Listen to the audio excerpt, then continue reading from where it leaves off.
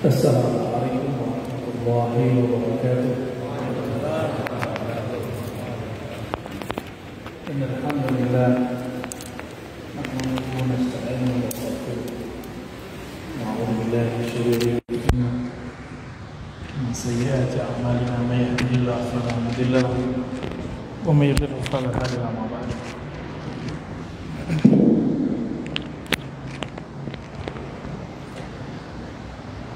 Jemaah yang dimuliakan Allah, alhamdulillah kita diizinkan Allah bertemu.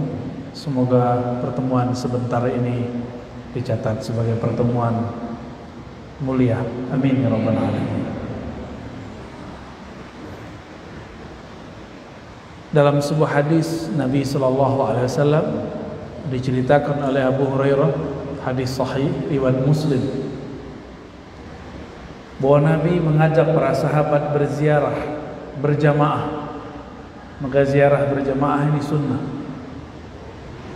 Dan Nabi sampai di pemakaman, beliau mengatakan, Assalamualaikum ya ahla diyaril mu'minin. Salam wahai ahli kubur yang beriman. Setelah itu beliau memberikan pengajaran kepada mereka.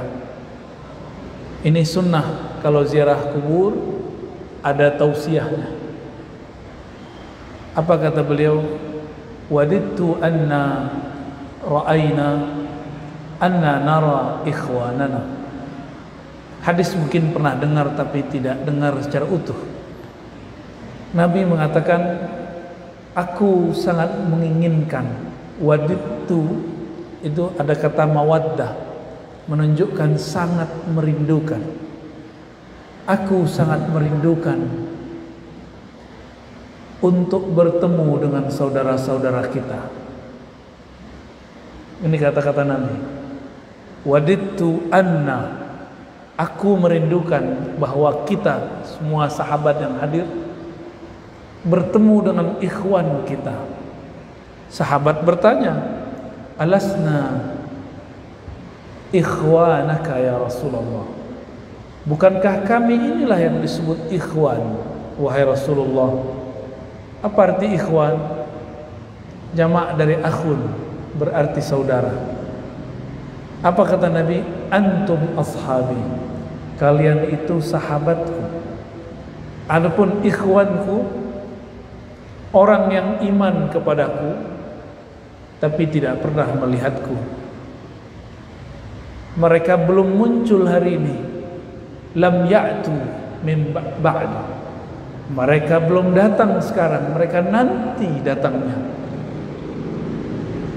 Ternyata Nabi Muhammad SAW sudah mengantongi siapa saja di akhir zaman yang akan menjadi saudara-saudaranya. Semoga nama kita termasuk orang-orang yang disebut oleh beliau ikhwan, saudara kami. Amin ya Rabb. Apa kata Nabi? Ana faratuhum alal haud. Sebelum nanti di akhirat mereka sampai penyeberangan akhirat, aku menunggunya di telaga al-haud. Lalu para sahabat bertanya, ya Rasulullah, bima ta'rif? Dengan cara apa engkau mengenali bahwa mereka itu adalah saudaramu, saudara kita? Apa kata beliau? Bukankah jika engkau memiliki suatu benda kendaraan, engkau mengetahui tanda-tandanya? Begitu juga aku mengetahui tanda-tanda ikhwanku. Apa tanda-tandanya? Ghurran muhajjalin. Di tubuh mereka ada cahaya bekas wudu. Ada cahaya ghurran muhajjalin, bekas wudu. Maka siapa saja nanti di akhirat yang dilihat oleh Rasulullah SAW, ada bekas wuduknya, dipanggil oleh Rasulullah, lalu Nabi menuangkan air kepadanya. Maka Imam Muslim mengatakan, sungguh beruntunglah siapa saja yang mendapatkan air dari Rasulullah SAW. Semoga kita termasuk bagian dari mereka. Amin ya Rabb. Bapak saudara bukan Allah, kitalah yang disebut as-sabiqun al-akhirun, Insya Allah. Orang yang disebut di awal sabiqun, tapi munculnya belakangan akhirun. Sedangkan para sahabat mereka as-sabiqun al-awwalun, yang disebut awal dan mereka muncul di zaman baginda Nabi Muhammad sallallahu alaihi wasallam. Maka nanti orang-orang yang sekarang disebut ikhwan, mereka langsung berada di belakang sahabat-sahabat Rasulullah sallallahu alaihi wasallam. Apa kata beliau di hadis lain? Iyakhruj, yani ay dajjal, seandainya dajjal nanti keluar, wa ana fikum, aku bersama kalian, fa ana hajijuhu, tentu aku langsung akan menjadi hujjah menyelamatkan kalian. Tapi jika tidak, kalian mengurusi diri sekalian sendiri. Siapa yang Nabi maksud? Ikhwan. Para ikhwan ini mereka mengurus dirinya sendiri. Sahabat dulu enak, bersama mereka ada Rasul. Di zaman ini tidak ada Rasul. Nabi mengabarkan ada Imam Mahdi, tapi Imam Mahdi pun disembunyikan. Makanya nanti beberapa tahun ke depan akan muncul Mahdi palsu. Saya berharap jamaah di sini tidak ada yang terpedaya. 2026, 2007, 2028 akan muncul Mahdi palsu. Karena itu adalah masa-masa genting. Masa-masa genting.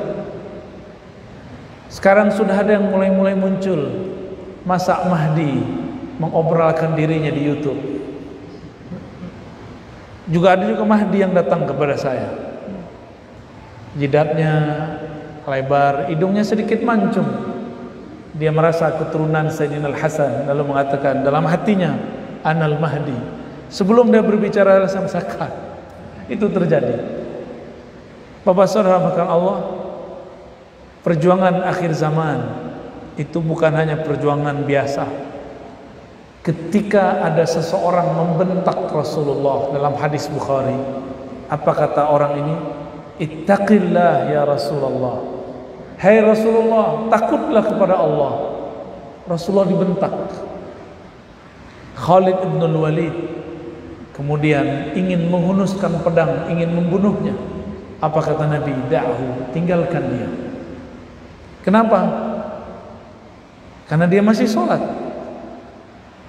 Tapi Khalid mengatakan, wahai Rasulullah, bukankah batin dia rusak? Nabi tahu, tapi Nabi mengatakan, inni la umar, aku tidak diperintahkan an unaqiba ma fi sudurin nas, untuk mengotak-atik isi hati orang. Fikrah orang itu urusan dia, apa isi batinnya urusan dia. Tapi Nabi mengabarkan nanti akan muncul dari kelompok ini yang jago baca Quran, banyak hafalannya, tapi tidak tembus ke dadanya. Jika kamu bertemu mereka, seranglah mereka. Apa maksud hadis ini? Mereka adalah tentara Dajjal. Maka tentara Dajjal itu, bahkan tentaranya tidak diizinkan dibunuh di masa Rasul, tapi diizinkan untuk diserang di zaman ini. Artinya apa? Perjuangan sekarang bahkan lebih berat daripada perjuangan di masa Rasulullah sallallahu alaihi wasallam. Gimana? Nyesel nggak jadi umat akhir zaman? Tadi senang disebut ikhwan, sekarang nyesel ya. Lebih berat daripada zaman sahabat. Karena mereka jago baca Quran, tapi Qurannya tidak tembus ke kolbu. Kan bingung kita. Bingung kita Pak. Hadis Sahih Bukhari dan disebutkan lebih dari satu lafaz redaksi. Bagaimana cara kita menanggapi hadis ini? Maka kemudian ulama-ulama kita mengajarkan apa yang disebut dengan sanad. Apa arti sanad? Silsilah ilmu. Kalau ada orang membaca Quran sendiri tanpa guru, percaya nggak? Kalau membaca Quran butuh guru, dari guru Iqra sampai kemudian dia baca Quran. Apalagi ingin memahami isi Al-Quran. Butuh seorang guru atau banyak guru. Maka jika hari ini mereka mengatakan tidak usah berguru, maka ini ada indikator. Tidak usah ikut kiai, syekh, tidak usah ikut imam. Saya curiga mereka adalah antek-anteknya Dajjal. Hati-hati Pak ya. Saya berulang-ulang mengatakan di mana-mana bahwa Imam Bukhari untuk dapat satu hadis beliau mencarinya kepada seorang guru di Mekah. Ia tinggal di Uzbek, datang ke Mekah. Itu ribuan kilo, tapi dia tempuh cuma untuk dapat satu hadis dari murid Imam Syafi'i. Hadisnya pun kita sudah dengar, innamal a'malu binniyat, tapi dia tidak mau dapat hadis ini secara langsung, dia harus mendapatkan lewat guru. Maka Imam Bukhari menjaga faham ini sehingga gurunya lebih dari 1.700 orang. Tapi sekarang muncul orang-orang yang mengatakan mari baca Sahih Bukhari tanpa pakai guru. Ketika Nabi SAW mengatakan orang-orang ini jago baca Quran, hafalannya bagus, bacaannya luar biasa, tapi imannya tidak tembus sampai ke dada, itu artinya dia tidak punya guru yang membimbing, mengajarkan iman masuk ke dalam kalbunya. Bapak saudara makan Allah, apa kata Nabi? Jika engkau bertemu mereka, faqtuluhum, maka seranglah mereka. Tapi di masa Rasulullah tiada mereka bertemu satupun. Kelompok ini muncul di zaman Sayyidina Ali, disebut kelompok Khawarij. Bahkan yang melukai Muawiyah, membunuh Ali, yang merusak tubuh Amr bin Al-As, itu adalah Ibnu Muljam, seseorang yang banyak hafal ayat Al-Quran. Dia ingin menikahi seorang perempuan yang sudah terpapar Khawarij, ekstremis. Kata si perempuan, maharnya kepala Ali bin Abi Thalib, maharnya darah Ali bin Abi Thalib. Jadi perempuan kalau sudah kena ekstremis Khawarij lebih ganas daripada laki-laki. Maka kita mengimbau kepada para perempuan, akhwat ya, muslimat, mulai sekarang hati-hati belajar agama. Jangan sembarangan belajar agama.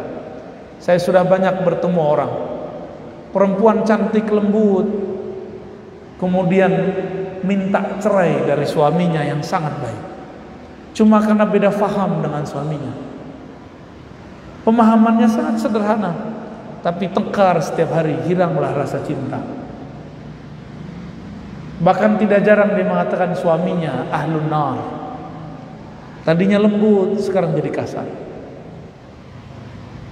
Nabi Muhammad SAW tidak diizinkan membunuh Khawarij di zamannya, tapi beliau memerintahkan umat akhir zaman untuk memeranginya. Ternyata mereka itulah yang disebut tentara Dajjal. Pemimpinnya disebut Dajjal. Semenjak zaman Nabi Nuh, para nabi sudah diperintahkan untuk mengingatkan umatnya. Dulu ketika Sayyidina Musa memarahi umatnya, lalu umatnya disuruh bunuh diri. Faqtulu anfusakum, bunuhlah dirimu sendiri. Nabi Harun oleh beliau kemudian diperintahkan dibentak dan segala macam, jenggotnya ditarik. Tapi giliran bertemu Ad-Dajjal yang nama kecilnya adalah Samiri, Nabi Musa tidak berkalam kecuali lembut. Ma khatbuka ya Samiri, ada apa denganmu wahai Samiri? Artinya Nabi Musa pun tidak dapat izin untuk melawan Dajjal. Jangan-jangan Dajjalnya lebih sakti daripada beberapa nabi. Betul, di zaman setelah Nabi Musa ada nabi yang masuk ke dalam pohon, itu pun dibunuh oleh umatnya. Ternyata umat itu di belakangnya ada Dajjal. Dan kita jarang dengar yang merusak dakwah Nabi Isa sebenarnya juga Dajjal, nyamar jadi pengikutnya bernama Yudas Iskariot. Maka benarlah kata Nabi Muhammad dalam hadis yang sahih Bukhari dan Muslim, Dajjal itu telah diwanti-wanti kemunculannya semenjak zaman Nabi Nuh. Nabi Nuh punya anak 3. Ada namanya Sam, ada Yafis, ya. Ada satu lagi, saya lupa namanya, ya. Sam itu disebut bapaknya orang Arab. Dan Nabi Nuh dikasih tahu oleh Allah, dari keturunan ini muncul mereka. Dari keturunan-keturunan itu siapa saja beliau sudah dikasih tahu. Maka Nabi Nuh mengatakan, hati-hati terhadap Dajjal. Nabi Ibrahim juga mengingatkan, Nabi Musa, Nabi Isa. Tapi si Dajjal diberikan izin di masa kecilnya untuk melihat takdirnya di masa akhir, bahwa yang membunuhnya nanti Nabi Isa. Maka ia membuat skenario untuk membunuh Nabi Isa ketika umur Nabi Isa 33 tahun. Berhasil atau tidak? Gak berhasil. Gak berhasil, ya? Allah angkat Nabi Isa ke langit kedua. Jadi sampai sekarang Nabi Isa masih hidup. Tubuh Nabi Isa apa bedanya dengan tubuh kita? Ternyata Nabi Isa tubuhnya disiapkan oleh Allah dari makanan-makanan surga yang dimakan oleh Sayyidatuna Maryam.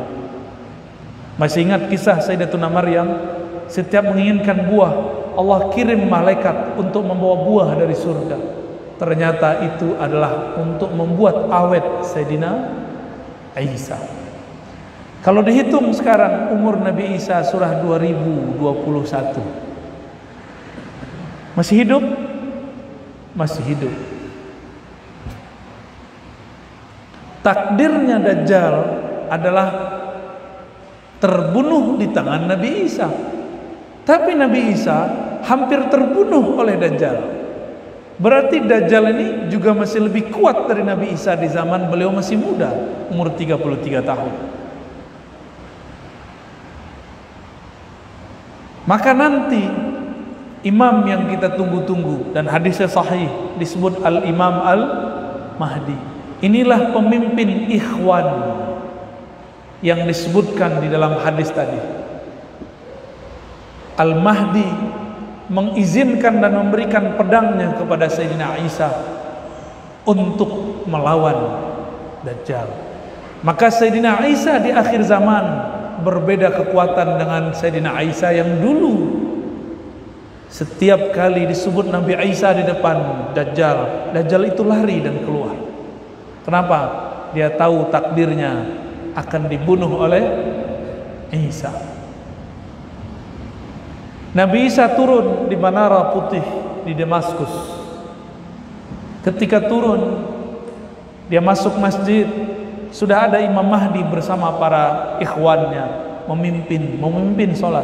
Ketika datang Nabi Isa, Al-Mahdi mengatakan, wahai Nabiullah Isa, silakan engkau jadi imam. Apa kata Nabi Isa? Al-imamukum minkum, imam kamu dari kamu. Artinya apa? Nabi Isa ketika diutus kembali nanti, ia menjadi pengikut Al-Mahdi.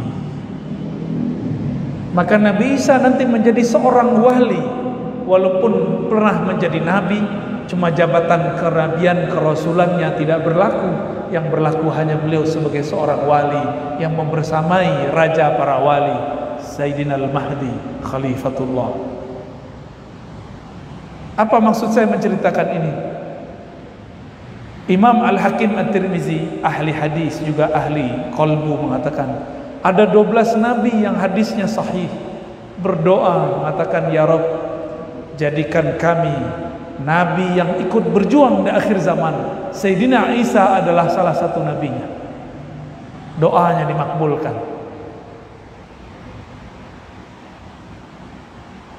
Maka orang-orang yang hidup di akhir zaman ini, kita ini, pilihannya nanti dua aja Pak. Pengikut Mahdi, pengikut Dajjal. Dua aja. Mau yang mana Pak? Al-Mahdi. Karena pengikut Al-Mahdi ini Allah sembunyikan ciri-cirinya, karakter-karakternya, maka banyaklah orang mencocoklogikan dirinya, kelompoknya sebagai Al-Mahdiyin. Inilah tantangan kita di akhir zaman, ya, tantangan kita di zaman ini.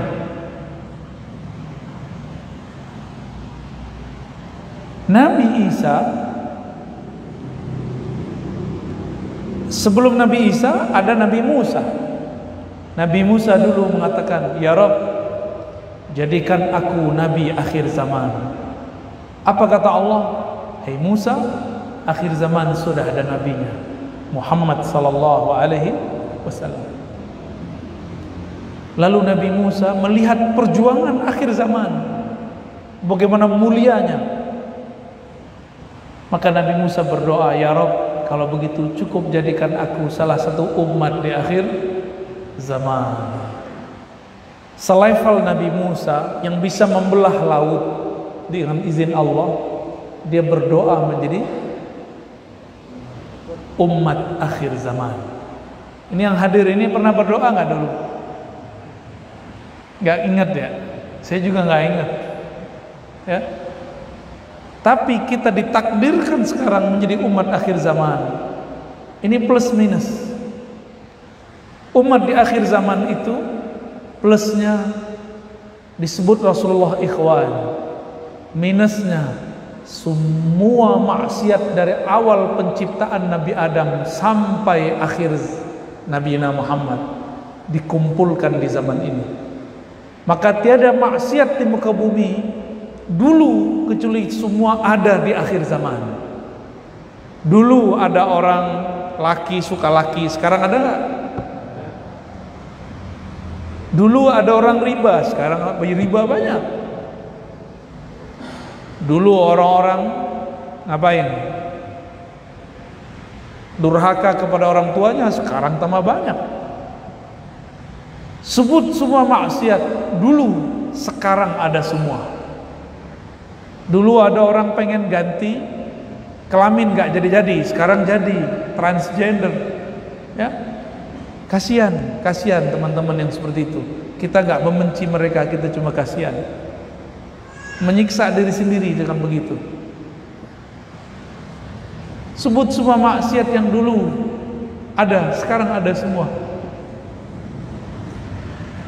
Namun Allah kasih lain. Dulu untuk dapat satu hadis 3 bulan. Sekarang dapat hadis cukup 3 detik, ketemu di Google, ketemu di aplikasi. Benar nggak? Maka Nabi Sulaiman pun ingin menjadi umat akhir zaman.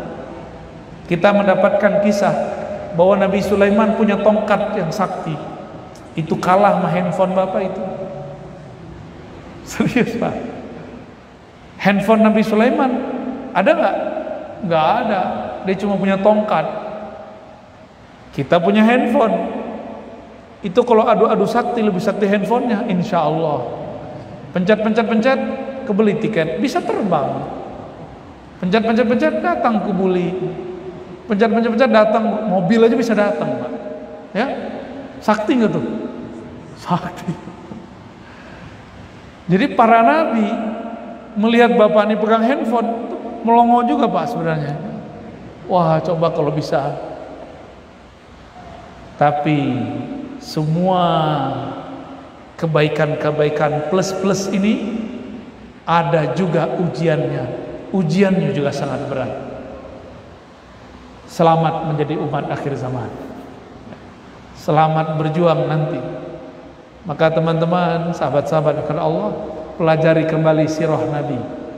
Apa yang akan kita alami di masa mendatang itu hanya mengulang kisah kenabian, mengulang saja, nggak lebih.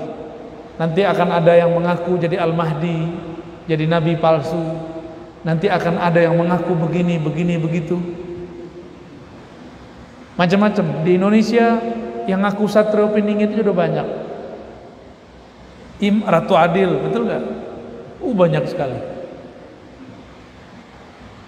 Apakah dia orang cerdas atau orang stres? Itu mirip-mirip ya. Terakhir yang mau saya sampaikan ya. Nabi Muhammad sallallahu alaihi wasallam mengatakan, la taqumus saa'ah, tidak terjadi kiamat hatta la yuqalu fil ardi Allah Allah. Tidak terjadi kiamat sampai tiada di muka bumi dikatakan, diajarkan. Yuqal saya terjemahkan, sehingga tidak ada lagi yang mengajarkan yang diajarkan. Kalimat Allah Allah. Secara harfiah Allah itu zikir. Maka sekarang guru-guru kita ahli zikir, mereka berzikir dengan lafaz Allah Allah. Secara makna lafaz Allah berarti kebesaran Allah, syiar-syiar Allah. Kita ambil dua maknanya. Satu zikir Allah Allah, yang kedua syiar. Maka nanti di akhir zaman, selama masih ada orang membaca Allah Allah dengan lisan ataupun kolbunya, kiamat akan Allah undur. Masih ingat Rasulullah SAW ada pedang sudah di lehernya. Beliau lagi tiduran istirahat saat letih berperang. Beliau kemudian rehat di satu bawah pohon. Pedang sudah terhunus di lehernya. Apa kata orang yang memiliki pedang? Wahai Muhammad, may yamna'uka min sayfi. Siapa yang dapat melarangmu, menahanmu dari pedangku? Hadis Bukhari dan Muslim dengan lafaz yang berbeda-beda. Apa kata Nabi? Nabi membacanya dengan kolbunya, diterjemahkan dengan lisannya. Allah. Bergetarlah orang ini. Dia terkejut. Lalu dia kemudian melawan lagi dan mengatakan, siapa yang bisa menahanmu? Nabi pun mengulang kembali Allah sampai 3 kali. Dia kemudian terjatuh. Di saat itu dia bangkit dan dia bersyahadat kepada Rasulullah sallallahu alaihi wasallam. Itulah ilmu yang nanti dimiliki oleh tentara Al-Mahdi. Dia cukup baca Allah, musuhnya bisa kalah. Maka jangan buang-buang energi sekarang membentak sesama muslim dengan takbir. Tapi gunakan takbir itu nanti untuk melawan musuh Allah. Karena ini mau dekat 2023, 2024, tahun politik, benar nggak? Mungkin bisa jadi lebih parah atau mungkin lebih adem, kita nggak tahu. Kalau seandainya nanti tambah parah, kita akan saksikan orang Islam membentak orang Islam cuma karena beda pilihan. Bentakannya bukan dengan kau, tapi bentakannya menyebutkan nama Allahu Akbar. Kalau itu terjadi nanti, maka siap-siap saja nama agung ini menjadi nggak sakral lagi. Tapi kesakralan ini dijaga di kolbu ahli-ahlinya, yang mereka kalau sebut nama Allah bergetar kulitnya, bergetar kolbunya, berdiri bola bulu romanya, semuanya.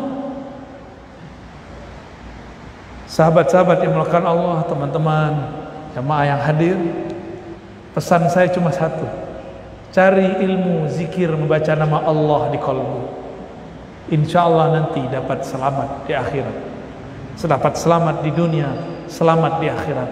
Di akhirat nanti amal kita mungkin tidak diterima, tapi kalau kolbu sudah pernah membaca nama Allah dengan teknik yang benar, wajilat qulubuhum, bergetar kolbunya, itu getaran akan di-save, disimpan di dalam kolbu. ketika amal kita tidak ada satu pun diterima, Allah akan menimbang isi kolbu yang dulu pernah bergetar, ditimbanglah dengan semua dosa, maka nama itu lebih berat dari semua dosa. Hasbi, hasbi Allah, cukuplah Allah, itulah zikir orang itu. Seandainya pun Dajjal mengalahkan kita, di kolbu ada nama Allah, kita tidak akan merubah akidah. Bayangkan sekarang kita sudah nggak minum pakai air sumur, air mata air, kita minum pakai air galon, bener gak? Nanti akan ada masa air galon tidak ada satupun, PDAM nggak mengalir, orang bisa berebut cuma karena satu gelas ini, bisa bunuh-bunuhan karena mereka menganggap kehidupan ada pada air. Padahal yang maha menghidupkan adalah pencipta air, itu Allah subhanahu wa ta'ala. Kenapa Nabi Muhammad 13 tahun di Mekah tidak menunjukkan kesaktian-kesaktiannya, mukjizat-mukjizatnya? Karena Nabi Muhammad mengajarkan tauhid. Yang penting sahabat itu kuat dulu akidahnya.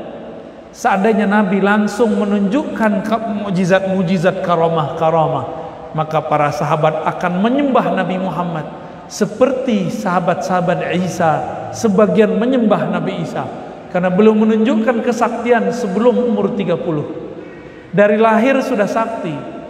Nabi Muhammad menghindarkan itu semua. Sampai umur 40 baru beliau buka-bukaan, baru ditunjukkan. Itu pun belum ditunjukkan mukjizat. Setelah 53 tahun pindah ke Madinah, baru bertahap keluar mukjizat-mukjizatnya. Setelah akidah umat kuat, baru Rasulullah menampilkan mukjizatnya. Air tidak ada, sahabat tidak satupun menyembah air, tidak satupun bunuh-bunuhan karena air. Maka Rasulullah kemudian mengeluarkan air dari tangannya. Supaya apa? Supaya mereka tidak menyembah Rasulullah kalau air sudah keluar dari tangannya. Nanti Dajjal akan menahan hujan 3 tahun lamanya lebih. Di saat itu semua orang kehausan, lalu dia bawa hujan, dia bawa air. Akan banyak nanti umat manusia menyembah Dajjal cuma karena air, cuma karena makan. Maka sekarang didik anak kita puasa Senin Kemis, gak bisa puasa Senin, gak bisa didik anak kita bahwa kenyang bukan dari nasi, segar bukan dari air, tapi dari Allah pencipta nasi, pencipta air. Seandainya nasi tiada, air pun habis, anak kita tidak menyekutukan Allah dengan air. Siap mengajarin anak begitu? Ya, adik-adik ini jangan sampai kalian nanti nyembah air atau nyembah orang yang bawa air. Apakah Rasulullah selalu atraksi menunjukkan kesaktian? Tidak. Beliau menunjukkan karomahnya, mukjizatnya itu hanya di waktu-waktu genting. Waktu di Madinah jarang sekali. Tapi suatu saat ketika berperang semua air habis, maka beliau kemudian menggunakan izin dari Allah untuk mengeluarkan air dari tangannya. Pernah juga sekali di Madinah, sudah 3 hari Rasulullah dan sahabat kehabisan bahan makan. Karena perang itu membuat miskin suatu negara. Nabi selesai perang, habislah semua perbendaharaan. Mereka tidak makan 3 hari 3 malam di Madinah. Lalu ada seorang sahabat menyimpan gandum, menyimpan kurma, dan mempunyai beberapa potongan daging, tapi hanya cukup untuk 3 atau 5 orang. Sahabat yang belum makan hampir 50 orang. Apa kata Nabi? Ya sudah, 5 orang masuk. Selesai langsung keluar, masuk lagi 5 orang. Berapa kali 5 tuh? 10 kali. Tapi nasinya tidak pernah habis. Itu terjadi dalam riwayat Imam Tirmizi. Sesekali beliau begitu, tidak sering-sering, Pak. Ini baru belajar pawang hujan, udah mawang-mawang muluk, ya, udah sok sakti aja. Bapak saudara makan Allah, cukup Pak ya. Mohon maaf karena medannya ternyata sangat luar biasa ya. Keluar dari rumah saya langsung macet, nyampe di sini lebih macet lagi ya. Saya kira cuma Depok aja yang macet Pak, ternyata di sini macet. Saya bersyukur macet, berarti corona sudah bisa ditangani. Alhamdulillah. Gak tahu nanti gimana lagi ya. Yang penting sekarang alhamdulillah dulu Pak. Jadi jangan sebel kalau ada macet. Berarti kehidupan kita sudah mulai normal. Jadi saya tadi bertasbih aja, alhamdulillah, alhamdulillah, alhamdulillah. Kita mikir beda, orang berdua ini udah cemas aja. Lu udah cemas. Tapi nyetirnya tetap tenang, alhamdulillah. Cuma udah kelusuk-kelusuk. Maunya mobilnya ada sayapnya. Sabar Pak, nanti di sorga mobil kita bersayap. Baik, lebih kurang itu yang dapat saya sampaikan tentang ikhwan yang Nabi sebut mengenai akhir zaman. Ini sangat penting sekali. Supaya kita ngaji akhir zaman tidak cocok logi. Ngaji akhir zaman harus dengan hadis yang sahih, pemahaman yang tepat. Semoga Allah jadikan kita, keturunan kita sebagai pejuang-pejuang di akhir zaman yang memperjuangkan akidah yang sahih, akidah Nabi Muhammad sallallahu alaihi wasallam. Mohon maaf, habis ini saya harus ngisi lagi ya, harus jalan lagi. Mungkin kita tidak perlu salam-salaman, cukup dengan qalbu. Assalamualaikum warahmatullahi wabarakatuh.